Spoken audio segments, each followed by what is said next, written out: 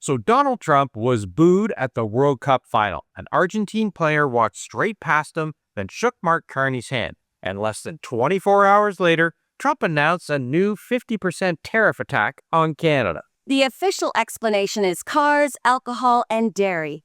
But after watching what happened in that stadium, it's fair to ask whether Trump's latest tariff tantrum is also being fueled by something much more personal. Donald Trump does not enjoy being ignored or embarrassed, and he really does not enjoy watching someone else receive the respect he believes belongs to him. And it's clear to me that jealousy certainly had a hand in this decision to levy these tariffs. So let's be clear about what we know.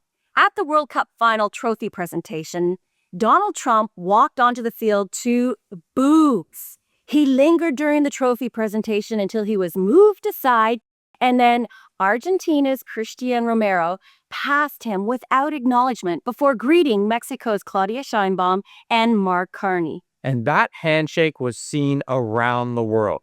Carney looked comfortable, smiling, respected, and completely at home right there. Trump, he looked like the man everyone was trying to avoid. Yeah, Trump was standing in the middle of the biggest sporting event on the planet, but the attention was not behaving the way he wanted. The crowd wasn't giving him the adoration he wanted. The players were not treating him like the central figure. And Carney was getting handshakes and hugs from the players. You could see it on his face. He was furious. Yeah, and then, a day later, the tariff announcement arrives. Not a small adjustment, an additional 50% tariff on selected Canadian alcohol, dairy products, cement, electronics, furniture, clothing, candles, decoration, wigs, hockey sticks, people, and hundreds of other goods. They're scheduled to begin on August 19th, and they're going to apply even when the Canadian products follow CUSMA rules. Unbelievable. There's also something very revealing in what Trump chose to leave alone. Canadian energy, potash, fish, critical minerals, and products already covered by other sectoral tariffs that have been exempted. The administration knows what would happen if it added another 50% charge to Canadian oil and gas. American fuel costs would go through the roof. Hitting potash would create another problem for American farmers, and targeting critical minerals could hurt American manufacturing and defense production. Those exemptions are a practical admission that the United States does need Canada. Trump can repeat that America needs nothing from us, but his own tariff list has been carefully designed to protect the Canadian products that Americans cannot live without. It also exposes the central deception behind his whole tariff sales pitch. A tariff on a Canadian product is collected from the American company importing it. Then that company absorbs the cost, raises its prices, and passes that on to the American people. Canada's already proven that we don't care about the tariffs. We have moved on, dude. You can threaten all you want. Now, we cannot prove what's happening inside Trump's tiny little brain. Nobody can because the guy's nuts. But we can read the sequence. Public embarrassment, a visibly awkward ceremony where Spain even cut him out of all of their photos. Carney receiving a positive reaction, and then a major escalation against Canada almost immediately afterward. That timing makes the personal explanation impossible to ignore. The Trump administration says Canada discriminated against American cars, alcohol, and dairy products. And the administration is using Section 338 of the Tariff Act of 1930. This is an obscure piece of Depression-era law that allows the president to impose tariffs of up to 50% when another country is accused of discriminating against U.S. goods. According to Reuters, this is the first time it's ever been used in a century. So think about the timing of that. The U.S. Supreme Court already ruled earlier this year that Trump could not use emergency economic powers as a general authority to impose tariffs. So his administration went searching through the legal cupboard and pulled out a law from 1930 that no previous president appears to have used. The White House is not hiding the real offense here either. It says Canada is one of only two countries, along with China, that retaliated against Trump's tariffs instead of accepting a deal on his terms. Canada's alleged crime here is that we fought back. Mark Carney said Canada merely matched U.S. measures that violated CUSMA. He also said Ottawa has submitted detailed proposals and remains prepared to negotiate, but Canada will continue strengthening its economy and protecting Canadian workers. And this happened immediately after Trump confronted Carney at the World Cup about Canadian wildfire smoke.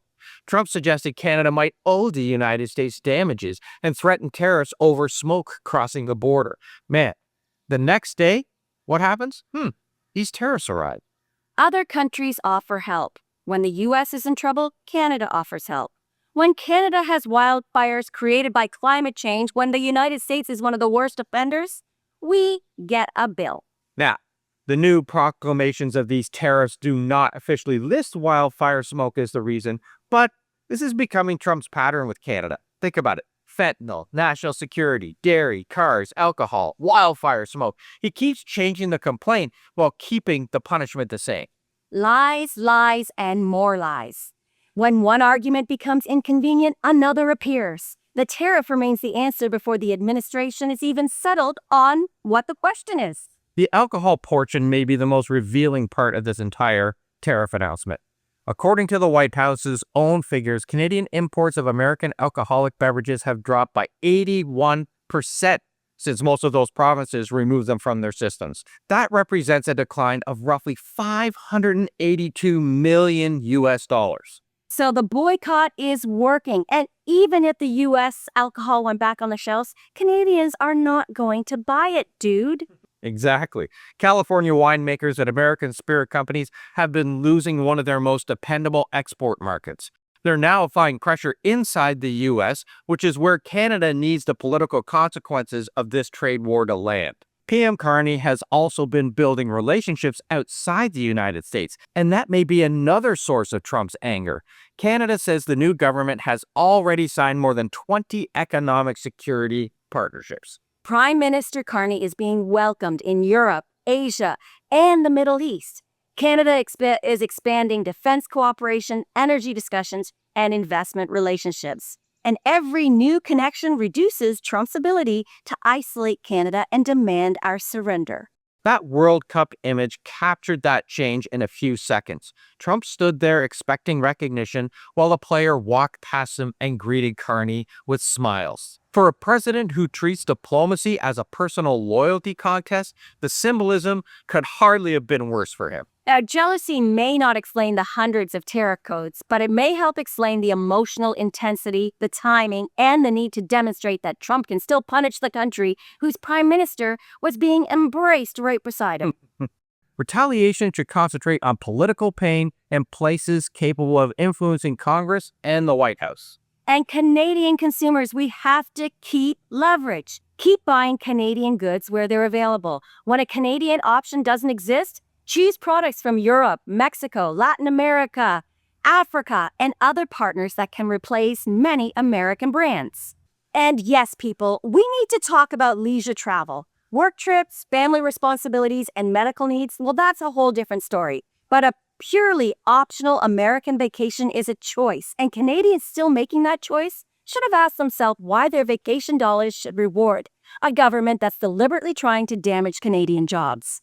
The alcohol boycott has already shown that coordinated consumer pressure, it can accomplish a lot. An 81% collapse, that got the White House's attention. Imagine the pressure if American tourism, produce, packaged goods, and other discretionary exports began feeling that exact same sustained response. So let's remember who we are as Canadians. We've faced recessions, pandemics, ice storms, floods, wildfires, and economic uncertainty.